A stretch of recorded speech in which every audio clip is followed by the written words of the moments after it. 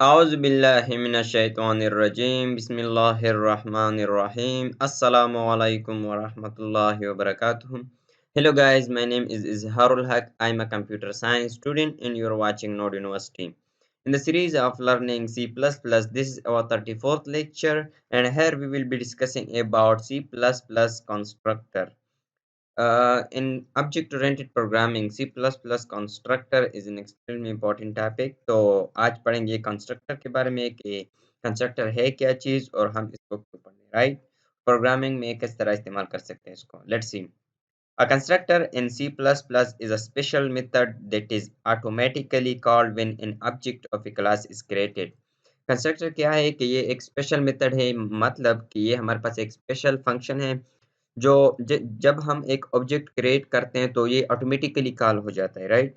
जब हम किसी क्लास में यानी कि एक मेथड डिफाइन करते हैं तो हमें उसको मैनुअली कॉल करना पड़ता है from the main function, right? लेकिन इससे इसको मतलब मेन फंक्शन से कॉल करने की ज़रूरत नहीं होती है, ये ऑटोमेटिकली कॉल हो जाता है, right? To create constructor use the same name as the class. जब हम कंस्ट्रक्टर को क्रिएट करते हैं तो सेम वही नाम इस्तेमाल कर रहे होते हैं जो कि हमने क्लास को क्रिएट करने के लिए यूज़ किया होता है, फॉलोड बाय पैरेंथेसिस और इसके बाद हम पैरेंथेसिस देते हैं, राइट? ओके, तो यहाँ पर एक एग्जांपल है जिससे हम यानी कि समझने की कोशिश करेंगे कि कंस्ट्रक्टर क्या चीज़ होती है. क्लास माई क्लास तो ये तो वही चीज़ ही सेम चीज़ जो हम करते आ रहे हैं. तो पब्लिक एक्सेस स्पेसिफायर है और माई क्लास यहाँ पर हमने कंस्ट्रक्टर क्रिएट किया हुआ है. कंस्ट्रक्टर किस तरह क्रिएट किया हुआ है कि वही सेम नाम दिया हुआ है जो हमने क्लास को दिया हुआ है और फॉलोड बाय पैरेंथेसिस और उसकी बॉडी है, राइट? तो यहाँ पर हमने क्या किया हुआ है कि सी आउट हेलो वर्ल्ड और ये बॉडी में है यानी कि डेफिनेशन में हमने लिखा हुआ है कि ये हमारे पास हेलो वर्ल्ड प्रिंट कर दें. अब आते हैं एंड मेन फंक्शन की जानिब. तो यहाँ पर हमने एक माई क्लास माई ओबीजे के नाम से एक ऑब्जेक्ट बनाया हुआ है और ये कॉल नहीं किया हुआ है इसको, राइट? आम जब हम फंक्शन बनाते हैं या मेथड बनाते हैं तो उसको हम कॉल भी कर देते हैं, राइट? तो यहाँ पर हमने कॉल नहीं किया है लेकिन ये खुद ब खुद एग्जीक्यूट हो जाएगा. जो ही हमने ये माई ओबीजे बना दिया तो ये जब हम एग्जीक्यूट करेंगे तो यहाँ पर हेलो वर्ल्ड हमारे पास स्क्रीन में प्रिंट हो जाएगा, right? Create an object of my class, this will call the constructor. तो ये कंस्ट्रक्टर को कॉल कर देगा ऑटोमेटिकली. तो नोट यहाँ पर मैंने लिखा है the constructor has the same name as the class, it is always public and it does not have any return value. तो कंस्ट्रक्टर के बारे में एक टिप नोट कीजिएगा यहाँ पर कि ये हमारे पास ऑलवेज पब्लिक होगा यानी कि आप प्राइवेट नहीं कर सकते इसको कंस्ट्रक्टर को. और दूसरी बात ये कि इसकी कोई रिटर्न टाइप भी नहीं होती है, राइट? तो चलिए मैं एक कंस्ट्रक्टर बना देता हूँ आप लोगों को ताकि आप लोगों को समझ आ जाए कि हमारे पास एक्चुअली है क्या और प्रैक्टिकली करना भी बहुत ज़रूरी होता है, राइट? यहाँ पर मैं क्या करता हूँ कि एक क्लास बना देता हूँ. क्लास किस चीज़ का क्लास बनाते हूँ? लेट्स सी इजहार, राइट? तो ये बना दिया, राइट? तो यहाँ पर मैं पब्लिक कर देता हूँ. पब्लिक में कर देता हूँ क्या? इजहार, राइट? तो ये क्या मैंने और यहाँ पर मैं कर देता हूँ लेट्स सी मैं कर देता हूँ आई एम इजहारुल हक, राइट? तो ये मैंने कर दिया and now I am gonna in this line. और यहाँ पर मैं क्या कर देता हूँ इजहार आई जेड एच, राइट?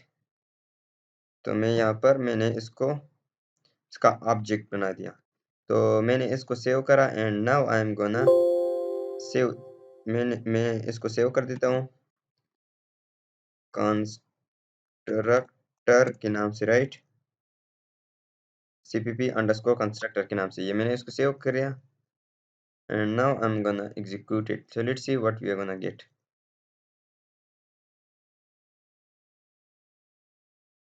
तो आप लोग देख सकते हैं कि आई एम इजहारुल हक आ गया, राइट? तो ये थी हमारे पास कंस्ट्रक्टर के बारे में. यहाँ पर मैं लिख लेता हूँ कमेंट में कि ये कंस्ट्रक्टर है, कंस्ट्रक्टर. ओके ओके, सो ये कंस्ट्रक्टर थी और यहाँ पर created object. I am very bad at typing. Okay, so ये सो हमने एक ऑब्जेक्ट क्रिएट किया और जिसने ऑटोमेटिकली इस कंस्ट्रक्टर को कॉल कर दिया, right? Coming back to the presentation. Okay. So constructor parameter हम कंस्ट्रक्टर को पैरामीटर भी पास कर सकते हैं। जिस तरह आम फंक्शन को हम पैरामीटर पास कर सकते हैं, इस तरह कंस्ट्रक्टर के फंक्शन को भी हम पैरामीटर पास कर सकते हैं। Constructor can also take parameter just like regular function जिस तरह आम रेगुलर फंक्शन होती है, right? Which can be useful for setting initial value for attribute जो मतलब क्यों हम अगर पैरामीटर दे सकते हैं तो इसका फ़ायदा क्या है? इसका फ़ायदा ये है कि हम इनिशियलाइज़ कर सकते हैं इनिशियल वैल्यूज़ फॉर एक एट्रिब्यूट्स फॉर डिफरेंट एट्रिब्यूट्स जितने भी आते हैं हमारे पास, उसको इनिशियल वैल्यू हम इनिशियलाइज़ कर सकते हैं। The following class have brand, model and year एक आने वाला नेक्स्ट स्लाइड में एक आने वाला एग्ज़ाम्पल है, जिसमें हम इनिशियलाइज़ करेंगे ब्रांड की वैल्यू और मॉडल की और ईयर की एट्रिब्यूट्स हैं ये हमारे पास और इसकी हम वैल्यू इनिशियलाइज़ करेंगे। And a constructor with different parameters और एक कंस्ट्रक्टर के डिफरेंट पैरामीटर भी हो सकते हैं, right? Inside the constructor we set the attributes equal to the constructor parameters like brand is equal to x etc. when we call the constructor by creating an object of the class जब हम create call कर देते हैं constructor को यानी कि जब function create sorry object create कर दे तो वो फंक्शन कॉल हो ही जाता है automatically we pass parameters to the constructor which will set the value of the corresponding attributes to the same, right? तो ये है कंस्ट्रक्टर पैरामीटर्स। ओके, तो मैं क्या कर देता हूँ अब सो गए constructor can also be defined outside the class constructor हो हम आउटसाइड द क्लास से डिफाइन कर सकते हैं किस तरह वो आगे प्रैक्टिकली करके भी देख लेंगे जस्ट लाइक फंक्शन जिस तरह हम फंक्शन को outside of the class and inside of the class भी डिफाइन डिक्लेयर और डिफाइन कर सकते हैं राइट उसी तरह हम आउटसाइड ऑफ द क्लास भी कंस्ट्रक्टर को भी डिफाइन कर सकते हैं first declare the constructor inside the class हम पहले कंस्ट्रक्टर को इनसाइड द क्लास डिक्लेयर कर देते हैं and then define it outside of the class तो फिर आउटसाइड ऑफ द क्लास को इसको डिफाइन कर देते हैं by specifying the name of the class तो किस तरह करेंगे ये स्पेसिफाई कर देते हैं name of the class by the scope resolution operator हम यूज कर देते हैं followed by the name of the constructor right और फिर उसके बाद उसकी बॉडी आ जाती है जो हम डिफिनीशन में लिख देते हैं तो चलिए मैं अभी यहाँ पर मैंने ऑलरेडी एक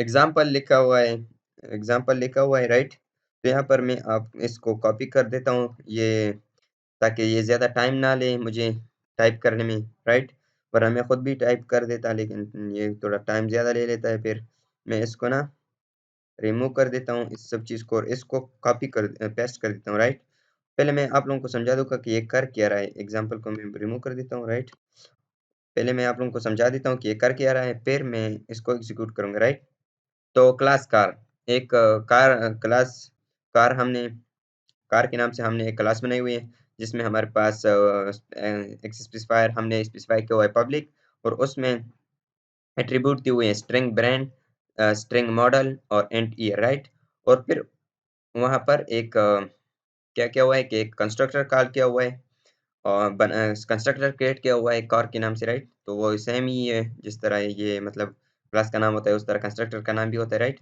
और फिर उसमें पैरामीटर पास किए हुए स्ट्रिंग एक्स स्ट्रिंग वाई और एंड जी के नाम से राइट तो फिर यहाँ पर हमने इनिशियलाइज़ किया यानी कि असाइन की हुई है ब्रांड एक्स की वैल्यू ब्रांड को और मॉडल की वैल्यू वाई की वैल्यू मॉडल को और जी की वैल्यू ईयर को राइट और फिर यहाँ पर हमने इनिशियलाइज़ की हुई है यानी कि आर्गुमेंट पास की हुई है क्या हमने कार ओबीजे1 के नाम से एक ऑब्जेक्ट बनाई हुई है जिसमें हमने BMW X5 और मॉडल X5 है और ब्रांड BMW है मॉडल X5 है एंड मॉडल ईयर जो है 1999 है और इस तरह फोर्ड मुस्तांग एंड 1969 है राइट तो इस तरह बने और अब इसको हम प्रिंट करना चाहते हैं तो वो प्रिंट किया हुआ है ब्रांड को मॉडल को और ईयर को right by using dot syntax तो ये है हमारे पास फंक्शन तो मैं इसको सेव कर देता हूँ राइट और मैं I am gonna execute it तो let's see what we are gonna gate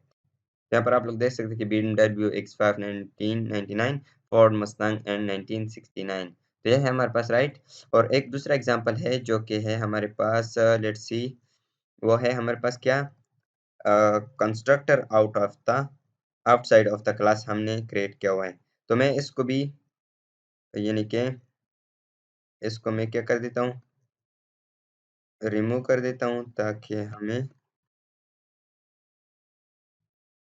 इसको ना मैं रिमूव कर देता हूँ और इसको पेस्ट कर देता हूँ इसको भी मैं आप लोगों को समझा दूंगा पहले फिर हम इसको एग्जीक्यूट करेंगे तो ये इस तरह है कि हमने एक कंस्ट्रक्टर डिक्लेयर किया हुआ है इनसाइड द क्लास, लेकिन डिफाइन किया हुआ है outside of the class, right? जिस तरह हम रेगुलर मेथड करते हैं, राइट? यहाँ पर आप लोग देख सकते हैं स्कोप रिजोल्यूशन की मदद से हमने एक्सेस किया हुआ है इस कंस्ट्रक्टर को, राइट? और फिर उसमें हमने क्या किया हुआ है, स्ट्रिंग एक्स, स्ट्रिंग वाई और एंड जी का हमने पैरामीटर पास की हुई है, और फिर उसको एक्स को ब्रांड में असाइन किया हुआ है, वाई को मॉडल में, और इस तरह हमने किया हुआ है, राइट? तो वो सेम चीज़ ये कार ओबीजे 1 को क्रिएट किया हुआ है, कार ओबीजे 2 को, यानी कि दो ऑब्जेक्ट्स क्रिएट किए हुए हैं, और उसमें हमने वो पैरामीटर आर्गुमेंट पास की हुई है। तो वो जब सेव करेंगे तो वही सेम चीज़ें दोबारा आएंगी, राइट?